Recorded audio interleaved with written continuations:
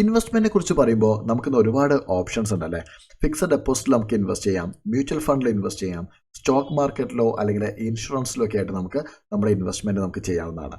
So നമ്മുടെ ഇന്നത്തെ വീഡിയോയിൽ നമ്മൾ 1,00,000 രൂപ നിങ്ങൾ ഏകദേശം ഒരു 5 വർഷം മുന്നേ ഇൻവെസ്റ്റ് ചെയ്യുകയാണെങ്കിൽ, അതായത് 2019 നിങ്ങൾ ഒരു 1,00,000 രൂപ ഫിക്സഡ് ഡെപ്പോസിറ്റ് ആയിട്ടോ അല്ലെങ്കിൽ മ്യൂച്വൽ ഫണ്ട് ആയിട്ടോ സ്റ്റോക്ക് മാർക്കറ്റിലോ ഒക്കെ ഇൻവെസ്റ്റ് ചെയ്തിട്ട് ഉണ്ടായിരുന്നെങ്കിൽ എത്ര രൂപ നിങ്ങൾക്ക് ഇപ്പോൾ തിരിച്ചു കിട്ടും? അതിൻ്റെ ഒരു കമ്പാരിസൺ നമ്മൾ ചെയ്യുകയാണ്. ജസ്റ്റ് ഒന്ന് മനസ്സിലാക്കി തരാൻ വേണ്ടി മാത്രമുള്ള ഒരു വീഡിയോ ആണ്. ഓക്കെ, സോ നമുക്ക് ഫിക്സഡ് ഡെപ്പോസിറ്റിൻ്റെ കാര്യം നമുക്ക് ആദ്യം നോക്കാം. നമുക്കറിയാം 2019 5 വർഷം മുന്നെന്ന് പറയുമ്പോൾ 2019. ഓക്കെ, സോ നമ്മളിവിടെ 1,00,000 രൂപ നമ്മൾ ഫിക്സഡ് ഡെപ്പോസിറ്റ് ആയിട്ട് നമ്മൾ ഡെപ്പോസിറ്റ് ചെയ്യണം. സോ 5 വർഷം കഴിയുമ്പോൾ, അതായത് 2024 ഇതിൻ്റെ ഒരു പലിശ ഏകദേശം 6.75% ആണെങ്കിൽ നമുക്ക് തിരിച്ച് കിട്ടുന്ന എമൗണ്ട് 1,40,000 രൂപയായിരിക്കും. അതായത് 1,00,000 രൂപ നിങ്ങൾ ഇൻവെസ്റ്റ് ചെയ്തിട്ട് നിങ്ങൾക്ക് തിരിച്ച് കിട്ടിയത് 1,40,000 രൂപ. സോ എത്ര രൂപ നമുക്ക് ലാഭം കിട്ടി ഇവിടെ, അല്ലെങ്കിൽ എത്ര രൂപ നമുക്ക് പലിശയായിട്ട് കിട്ടി? 40,000 രൂപ നിങ്ങൾക്ക് പലിശയായിട്ട് കിട്ടി. സോ എത്ര പെർസെൻറ്റേജ്? 40%.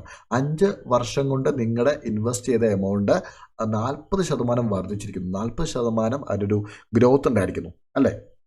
ഇനി നമുക്ക് മ്യൂച്വൽ ഫണ്ടിലേക്ക് വരാം. മ്യൂച്വൽ ഫണ്ട് ആവുമ്പോൾ നമുക്കറിയാം അവിടെ ഇൻട്രസ്റ്റ് അല്ല ഉള്ളത്. നമുക്കറിയാം അതിൻ്റെ ഒരു നെറ്റ് അസറ്റ് വാല്യൂ ഒക്കെ ആയിരിക്കും ഉണ്ടാവുക. അധികം കാര്യം വന്ന് കൺഫ്യൂസ്ഡ് ആക്കുന്നില്ല. ഞാൻ ഒരു 2019 1,00,000 രൂപ ഒരു ബ്ലൂ ചിപ്പ് ഫണ്ടിൽ, ഇപ്പോൾ ഫോർ എക്സാമ്പിൾ SBIയുടെയോ മറ്റോ ബ്ലൂ ചിപ്പ് ഫണ്ടിൽ ഇൻവെസ്റ്റ് ചെയ്തിട്ടുണ്ടായിരുന്നെങ്കിൽ എനിക്ക് കിട്ടുന്ന ഏകദേശം ഒരു റിട്ടേൺ 2,10,000 രൂപയോളായിരുന്നു. ഓക്കെ, സോ 2019 ഞാൻ 1,00,000 രൂപ ഇൻവെസ്റ്റ് ചെയ്തിട്ട് 2024 ആയപ്പോൾ എനിക്ക് കിട്ടിയത് 2,15,000 രൂപയോളാണ്. അതായത് ഏകദേശം 115%. ഈ വീഡിയോ കാണുന്നൊരു വീഡിയോ കംപ്ലീറ്റ് ആയിട്ട് കാണും. കാരണം ഒരുപാട് കൺഫ്യൂഷൻ ഇല്ലെങ്കിൽ നിങ്ങൾ ഈ പകുതി വരെ കണ്ട് സ്കിപ്പ് ചെയ്ത് പോകുകയാണെങ്കിൽ ഒരുപാട് കൺഫ്യൂഷൻ വരും. ഓക്കെ, മൂന്നാമതായിട്ട് നമ്മൾ പറഞ്ഞ സ്റ്റോക്ക് മാർക്കറ്റാണ്. സോ സ്റ്റോക്ക് മാർക്കറ്റിൽ ഒരു ടാറ്റ മോട്ടോഴ്സ് നമുക്ക് എക്സാമ്പിളായിട്ട് എടുക്കാം. ടാറ്റ മോട്ടോഴ്സിൻ്റെ സ്റ്റോക്കിൽ നിങ്ങൾ 2019 അതിൻ്റെ വാല്യൂ 170 രൂപയായിരുന്നു. സോ 1,00,000 രൂപ നിങ്ങൾ ഇവിടെ ഈ ഒരു വാല്യൂ വെച്ച് ഇൻവെസ്റ്റ് ചെയ്യുകയാണെങ്കിൽ 5 വർഷം കഴിഞ്ഞപ്പോൾ, അതായത് 2024 ഇതിൻ്റെ ഇപ്പോഴത്തെ സ്റ്റോക്കിൻ്റെ വാല്യൂ എന്നുള്ളത് പ്രൈസ് 900 രൂപയാണ്. സോ നോക്കിയേ, 170 രൂപ 900 രൂപ, അത് 5 ഇരട്ടിയുടെ മുകളിലായിട്ടുണ്ട്. സോ ഏകദേശം എത്ര രൂപയാവും നിങ്ങളുടെ 1,00,000 രൂപ? ഈ 1,00,000 രൂപയും അതേപോലെ വർദ്ധിച്ച് 5,30,000 രൂപയോളമായിട്ട് മാറുമായിരുന്നു. സോ ഇവിടുത്തെ പെർസെൻറ്റേജ് എത്രയാണ്? പ്രോഫിറ്റ് പെർസെൻറ്റേജ് 430% ഇവിടുത്തെ പ്രോഫിറ്റ്. ഓക്കെ, സോ ഇതിൽ വരുമ്പോൾ നമുക്ക് ഒന്നുകൂടെ ജസ്റ്റ് ഒന്ന് കമ്പയർ ചെയ്തിട്ടൊരു ഇമ്പോർട്ടൻ്റ് ആയിട്ടുള്ള കാര്യം പറയാം. ഫിക്സഡ് ഡെപ്പോസിറ്റിൽ 40% പ്രോഫിറ്റ് എങ്കിൽ നമ്മൾ മ്യൂച്വൽ ഫണ്ട് വന്നപ്പോൾ ഏകദേശം 115% ആവുന്നത് കണ്ടു. ഇനി സ്റ്റോക്ക് മാർക്കറ്റിലേക്ക് വന്നപ്പോൾ 430% ആവുന്നത് കണ്ടു അല്ലേ.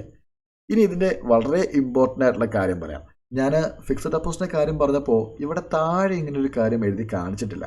പക്ഷേ മ്യൂച്വൽ ഫണ്ടിൻ്റെ കാര്യം വന്നപ്പോഴും സ്റ്റോക്ക് മാർക്കറ്റിൻ്റെ കാര്യം വന്നപ്പോഴും ഇവിടെ ഇങ്ങനെ ഒരു സെൻറ്റൻസ് എഴുതി വെച്ചിട്ടുണ്ട്. എന്താണ് ഈ സംഭവം? Stock market investments are subject to market risk അല്ലേ. സ്റ്റോക്ക് മാർക്കറ്റ് ആയാലും മ്യൂച്വൽ ഫണ്ട് ആയാലും ഇൻവെസ്റ്റ്മെൻറ്റ്സ് മാർക്കറ്റ് റിസ്കിന് വിധേയമാണ്. എന്തുകൊണ്ട് അങ്ങനെ പറയണത്? ഇപ്പോൾ ബാങ്കിലെ ഫിക്സഡ് ഡെപ്പോസിറ്റ് നിങ്ങൾ ഇൻവെസ്റ്റ് ചെയ്യുമ്പോൾ നിങ്ങൾക്ക് അവിടെ എന്തെങ്കിലും റിസ്ക് ഉണ്ടോ?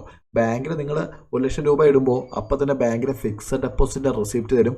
5 വർഷം കഴിയുമ്പോൾ അല്ലെങ്കിൽ 1 വർഷം കഴിയുമ്പോൾ, നിങ്ങൾ എത്ര വർഷത്തേക്കാണ് ഇടുന്നത് അത്ര വർഷം കഴിയുമ്പോൾ ഇത്ര രൂപ തിരിച്ചു തരും എന്നുള്ള ബോണ്ട് പോലെ ഈ റെസിപ്റ്റ് നിങ്ങൾക്ക് ബാങ്കിൽ നിന്ന് കിട്ടുന്നുണ്ട് അല്ലേ. പക്ഷേ സ്റ്റോക്ക് മാർക്കറ്റിലോ മ്യൂച്വൽ ഫണ്ടിലോ അങ്ങനെയുള്ളൊരു ഗ്യാരൻറ്റീഡ് ഇല്ല അവിടെ. കാരണം എന്തുകൊണ്ടാണ്?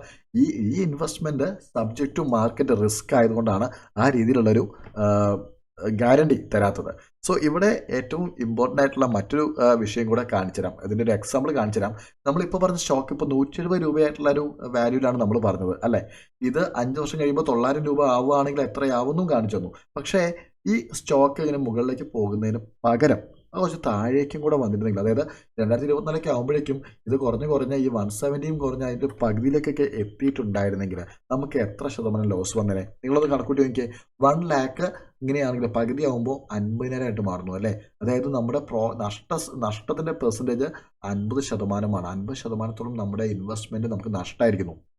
പക്ഷേ ഇവിടെ യഥാർത്ഥ നഷ്ടം 50% ഞാൻ പറയും അല്ലെന്ന്. കാരണം എന്താണെന്നറിയോ? 2019 നമ്മൾ 1 ലാക്ക് FD ആയിട്ട് നിങ്ങൾ, അതായത് ഒരു ഗ്യാരണ്ടി ആയിട്ടുള്ള ഒരു ഇൻവെസ്റ്റ്മെൻറ്റ് നിങ്ങൾ നടത്തിയിട്ടുണ്ടായിരുന്നെങ്കിൽ 1,40,000 ആവുമായിരുന്നു അല്ലേ. പക്ഷേ ഇവിടെ 50,000 നമുക്ക് തിരിച്ചു കിട്ടിയുള്ളൂ. അതായത് 1,40,000 ആവേണ്ട സ്ഥാനത്താണ് 50,000 ആയിട്ട് മാറിയിരിക്കുന്നത്. സോ മൊത്തം നഷ്ടം ഈ 50,000-ഉം അവിടെ കിട്ടേണ്ട 40,000-ഉമാണ്. സോ 90,000 രൂപ നമുക്ക് നഷ്ടമെന്ന് വേണം നമ്മൾ പറയാൻ. മനസ്സിലാവുന്നുണ്ടല്ലോ. സോ ഇങ്ങനെയാണ് ഈ സ്റ്റോക്ക് മാർക്കറ്റിലും മ്യൂച്വൽ ഫണ്ടിലെയും ഒരു റിസ്ക് നമ്മൾ വിലയിരുത്തേണ്ടത്.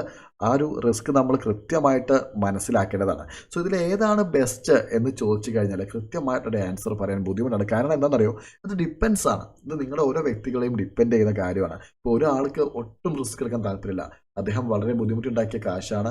5 പൈസ പോലും അതിന് കുറയുന്ന ഒരു റിസ്ക് എടുക്കാൻ അദ്ദേഹം താല്പര്യമില്ലെങ്കിൽ മ്യൂച്വൽ ഫണ്ടോ സ്റ്റോക്ക് മാർക്കറ്റോ അദ്ദേഹത്തിന് പറ്റിയൊരു ഇൻവെസ്റ്റ്മെൻറ്റ് ഓപ്ഷൻ ആയിരിക്കില്ല. നേരെ മറിച്ച് ഇപ്പോൾ എൻ്റെ കാര്യം എടുക്കാം. എനിക്ക് ഏറ്റവും കൂടുതൽ ഇൻവെസ്റ്റ്മെൻ്റ് ഉള്ള സ്റ്റോക്ക് മാർക്കറ്റിലും മ്യൂച്വൽ ഫണ്ടാണ്. കാരണം ഞാൻ ആ റിസ്ക് എടുക്കാൻ തയ്യാറാണ്. ലോങ് ടേം ഇൻവെസ്റ്റ്മെൻറ്റിൽ ചെയ്യാനും എനിക്ക് പറ്റും എന്ന് എനിക്കൊരു പ്രതീക്ഷയുണ്ട്. ഇടയിൽ വെച്ച് ഞാൻ എടുക്കില്ല, ഫണ്ട് പിൻവലിക്കില്ല. ഒരു ലോങ് ടേമിലേക്ക് ഇൻവെസ്റ്റ് ചെയ്തിട്ട് അതിൻ്റെ റിസ്ക് എടുത്തുകൊണ്ട് തന്നെ ഒരു പ്രോഫിറ്റ് ഉണ്ടാക്കാൻ ഞാൻ തയ്യാറായതുകൊണ്ട് എന്നെ പോലത്തെ ആളുകൾക്ക് സ്റ്റോക്ക് മാർക്കറ്റ് അല്ലെങ്കിൽ മ്യൂച്വൽ ഫണ്ട് ആയിരിക്കും ഏറ്റവും അനുയോജ്യം.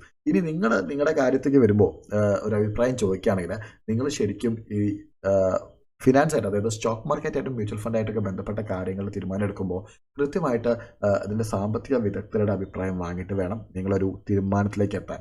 അല്ലെങ്കിൽ നിങ്ങൾക്ക് തന്നെ സ്വയം തീരുമാനം എടുക്കാം, പക്ഷേ അതിനെക്കുറിച്ച് വ്യക്തമായിട്ടും നിക്ഷേപങ്ങളുടെ നഷ്ട സാധ്യതകളെ മനസ്സിലാക്കിയിട്ട് വേണം നിങ്ങൾ ഒരു തീരുമാനം കൈക്കൊള്ളാൻ. ഓക്കെ, സോ ഇന്നത്തെ വീഡിയോ നിങ്ങൾക്ക് എന്തെങ്കിലും രീതിയിൽ വീഡിയോ ഉപകാരപ്പെട്ടെങ്കിൽ വീഡിയോ തീർച്ചയായിട്ടും ലൈക്ക് ചെയ്യുക. ഇത്തരം വീഡിയോസൊക്കെ കാണാനായിട്ട് ചാനൽ സബ്സ്ക്രൈബ് ചെയ്യുക. Okay, thank